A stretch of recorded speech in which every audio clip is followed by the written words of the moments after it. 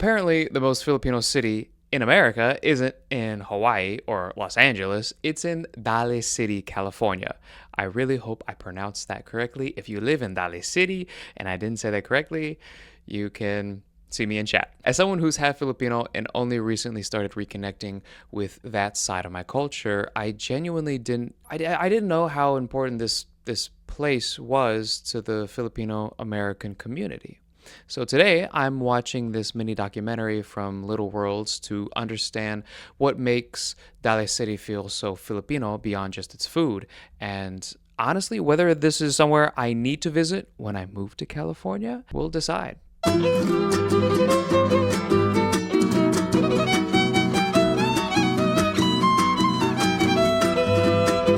Hold on, the food already looks absolutely scrumptious. Hold on, I'm hyped for this. Throwing massive parties branded as late night madness, and they have gone viral. The fog hasn't lifted yet over Daly City, but the smell already has. Adobo. That's one of my favorite things too. When you wake up in the morning, like I think breakfast, I could have breakfast for lunch, breakfast for dinner, breakfast everything. But there's something just about the smell of no chicken noodle soup. If you're ever feeling sick or you have that in the morning, I want lugao, okay? I want a silog. I want either, I don't know, you got rice and you got an egg over the rice with whatever you had for dinner last night, and that is breakfast. I would love to wake up to the smell of a Filipino breakfast every single morning. Garlic, soy, and vinegar drifting out of kitchen windows before 8 in the morning.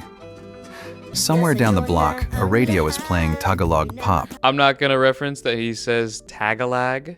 It's Tagalog, okay? What's that? I thought you said Brugal, which is Dominican rum. I don't know. I wouldn't mind some Dominican rum first thing in the morning. You know, it's 5 o'clock somewhere. You know, it's 5 o'clock somewhere. I bet you and I would have a great time. Freaking 8 in the morning, we're having rum with some silog.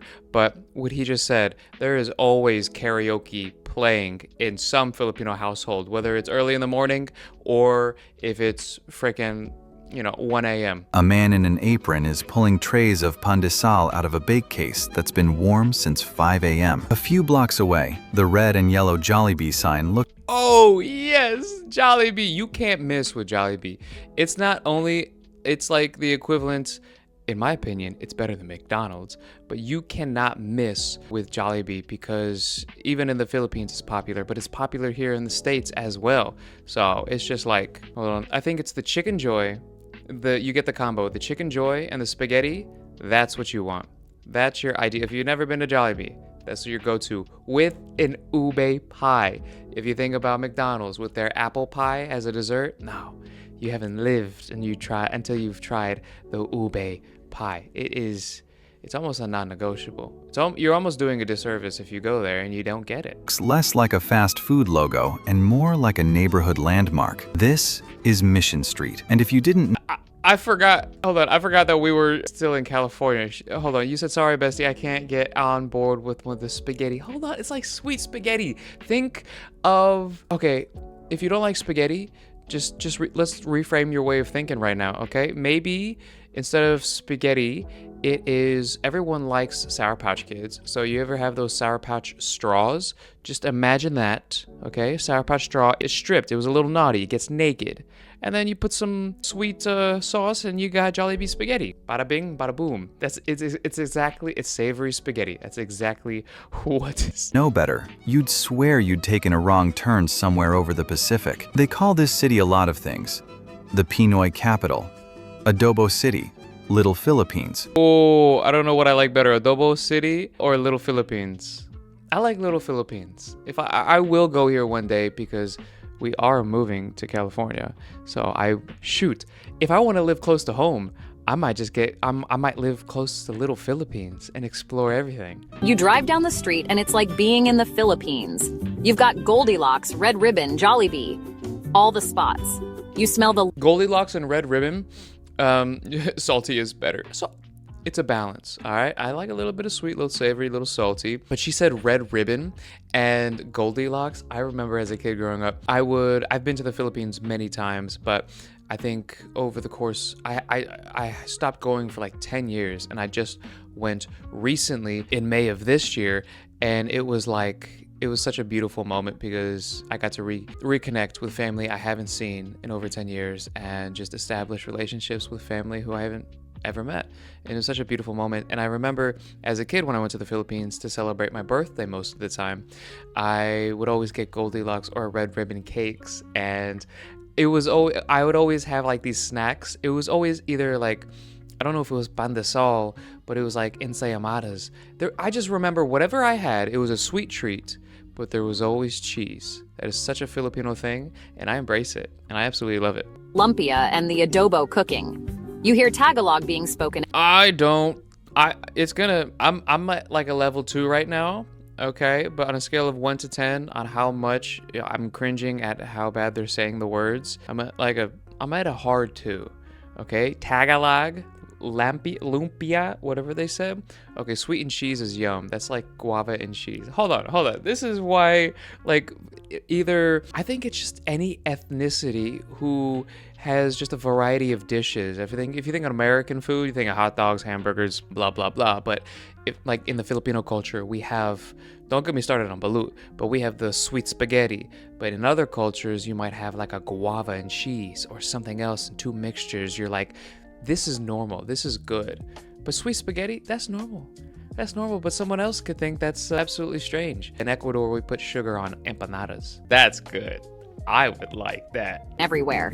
It feels like home for so many of us. But the name that sticks the hardest, the one people actually use walking through Setamonte's parking lot on a Saturday morning, is simpler than all of that. Little Manila. Officially, Daly City is the gateway. He said Daly City, I said Daly City, but from his pronunciations, I feel like I'm right. To the peninsula. But as journalist Jobeth De Vera put it, they call Daly City the gateway to the peninsula. But for a lot of us, Daly City is the gateway to something deeper. A place to land, to build, and to belong. This is Little World, because every street tells the story of another homeland. Oh, that is cool. I like that a lot. I think, okay, so correct me if I'm wrong, chat, but Daly City it's a mixture. You have Manila, you have Mexico, you have these other 2, I'm not sure. It kind of looks like Siargao, or it says pho. Maybe it's a Japanese, Chinese. It's just another Asian. Maybe they're all different. Oh, this one's African. The Accra Lane. I like this because it's a mixture of different cultures, different ethnicities, different foods, all in one city. Oh, shoot, I might just move here. And you can low-key see the Chowking. That was another one. Chowking in the Philippines was great. It was Chowking, Jollibee, and there was another one. Maybe it was Red Ribbon and Goldilocks. Maybe it was just like those were their go-tos. Cheese empanadas to be exact. Oh, that's so cool. I know, I didn't realize this. California got everything, though. California got everything. Today, we're not here to give you a long history lesson about how Filipinos arrived in California. We already know that story. I don't know that story. Hold on. How did we get here? I don't know why we went there, but I think that's the truth. How did we get to California? Today, we're here to walk the streets they built, eat what they eat, and meet the people behind the counters. Follow the smell. Breakfast is already waiting. You can't get better than this. I'm with her. Hold on. Look at her face. That's me. Chat, that is so me right now. I am absolutely there for it. The only thing is that the Filipino foods, it can get very salty. A lot of Filipinos, we have high blood pressure just because we just have very salty foods. So this is your sign to drink some water. Boom. Blood pressure gone. I don't know how it works. Tastes so good. Whoa. Okay, ready? Oh, that is sour. Oh, come on.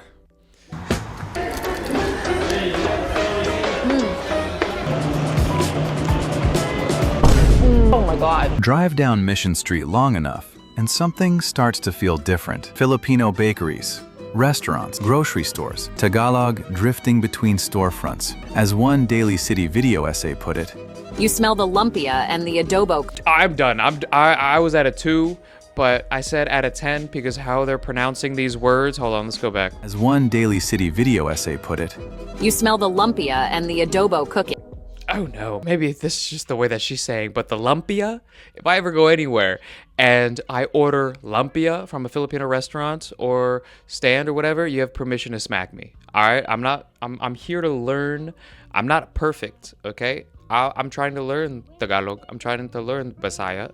I can say mahal kita. I can say salamat po. Maraming salamat po. I don't know, if I'm speaking English and trying to say Filipino words, you have permission to slap me, chat. She is so cringe. Yes, I felt it. You feel it in your Filipino bones. You don't even have to be Filipino. It's an energy, you know? That sounds questionable with that pronunciation. I know, it's weird. It's weird. You hear Tagalog being spoken everywhere. Ugh. It feels like home for so many of us. None of this appeared overnight. By the 1980s and 90s, the concentration of Filipino-owned businesses around Daly City had become so visible that parts of the city were already earning the nickname Little Manila. Then, in 1998, the neighborhood got its landmark. You see this right now? Hold on. You see this dinner table? Half the food is probably not even there yet.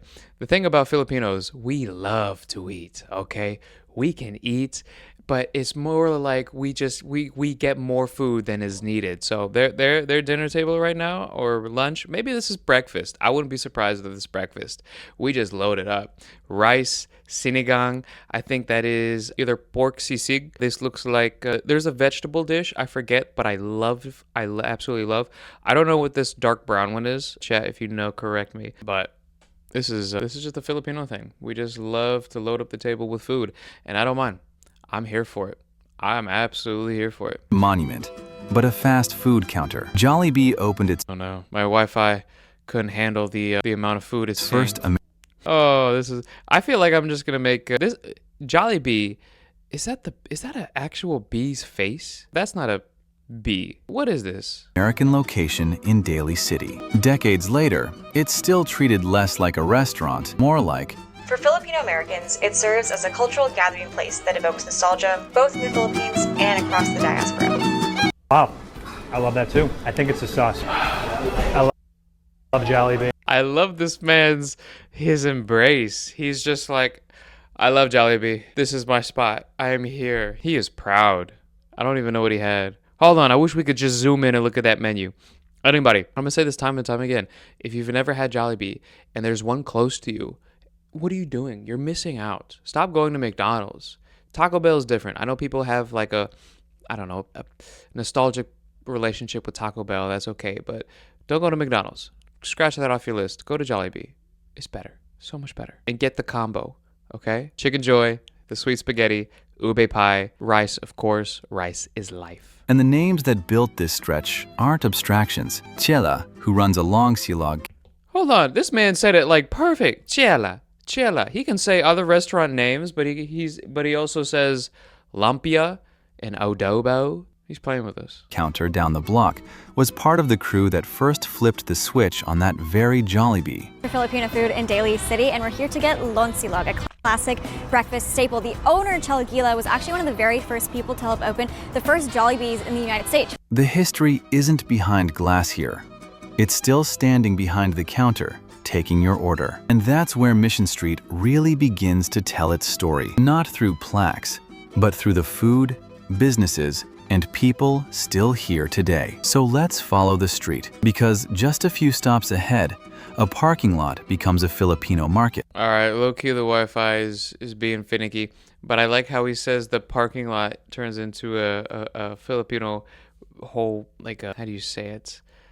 You can explore. And this is all in California, you guys. This is in California, which we're going to move. Don't tell my agent, because she wants me to stay, which she has right reasons to. Later on in our acting segment, later on in the stream, we'll talk more about that. Maybe this might help. A casino serves comfort food at 2 a.m. A casino serves comfort food at 2 a.m.? You know where you're going to find me. I don't even gamble. I have, but I don't really like it. But if they have any type of silog, I'm there. So vague, so Vegas coded. Even a supermarket can turn into a dance floor.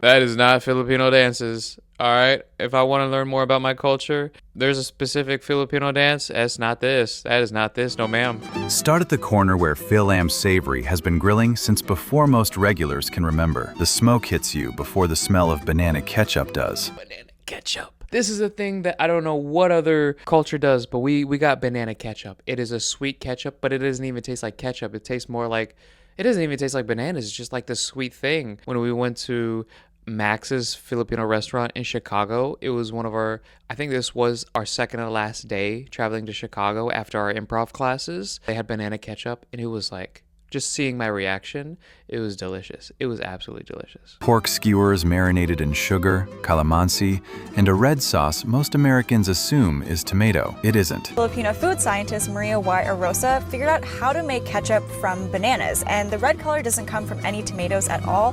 It actually comes from food dyes. It actually comes from food dyes. Years later, it's still being brought. This is a... No, the place you went. Oh, I was going to say, this is a funny place to stop. She's eating like barbecue skewers. I'm a texture-based person when it comes to my food, meaning that I love to have a crunch or like very crispy food. So lechon with a crispy, or like crispy pata. Oh, crispy pata. That is like, I don't want to say like my hungover food or my junk food, but if it's like 1 a.m., 2 a.m., and you get home late at night, and you are hungry, or you just wake up, or not just wake up, you just go to your fridge, you're hungry, and there is a cooked, it has to be fresh, okay? But there's a cooked crispy pata. It is the leg of a pig, and it is delicious. It is delicious. Give me that with some tofu sisig and some red horse. Only Filipinos know red horse. Brilliant. Brilliant. Pushed onto skewers on this street. Next door is the silog counter, where ordering a long silog gets you a full sentence in one plate. Long refers to longanisa, and then silog, if you break that up into 2 words, itlog means with egg, and sinigag means garlic fried rice. So Hold on, I did not know that. Hold on, let's go back. up into 2 words. Itlog means with egg, and sinigag means garlic fried rice. Sinigag, not to be confused with sinigang, but silog. Long is longanisa, that is the meat. Silog is a mixture of 2 words. Sininangang, I already forgot it, but that's with rice, and itlog is with egg. We are learning how to be Filipinos. Means garlic fried rice. So altogether you have longanisa with egg, garlic fried rice, lonsilog. Oh, okay. Garlic fried rice. It's the city's unofficial breakfast, and why regulars have argued for decades over whether Superstar, Gateway, or Chilogs does it best. Oh, that was so good. I don't know what this is. Chat, you're going to have to let me know. Hang on. I love how similar Filipino words are to Spanish words. Yes, that's one of the things that I love about Filipino culture. I mean, little history lesson, and I'm not good at history, so I could have this completely wrong. But when Spain conquered the Philippines thousands of or hundreds of years ago, I believe it was because I remember going to, I think it was Manila or Cebu. There was a statue of Lapu-Lapu. He was a Filipino like warrior, and he actually killed Magellan, who was a Spaniard conqueror, or he was one of the military leaders, and that freed Manila during this Spaniard conquest. But basically, a lot of the culture of this Hispanic culture just bred in with Filipinos. So that's why I say Filipinos are just Asian Hispanics. Yeah, that's correct. Sí, that's why so many Latinos and Filipinos have the same last name. Yes. I mean, you take my last name. My last name is Axibal. It's not really a Filipino last name, but it was supposed to be Ramirez. So I think, I don't know, it was you take your father's or your mother's maiden name or something like that. But I don't know, something in my family tree, we switched that up. But a lot of my Filipino relatives, it's Gonzalez, it's Ramirez, it is, we are Latinos. And that right there, hold on. You see that? Tocino? I think that's tocino. Oh, it will give you heartburn, but it is so good. It is so good. Put salty vinegar, is delicious. The one people actually use walking through Setamonte's parking lot on a Saturday morning is simpler than all of that. Little Manila. Little Manila. I absolutely love it.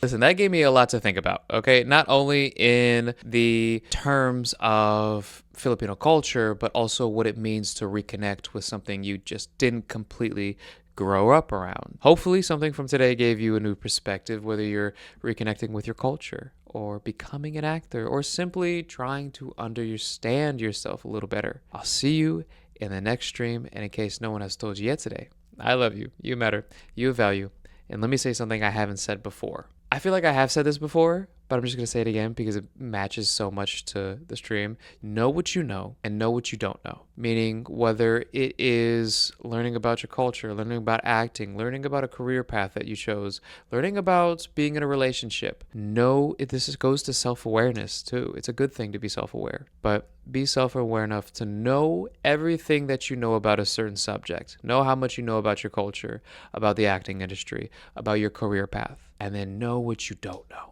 So many people posture up in front like they know something to look more presentable, more like they know it all. Nobody likes to know it all.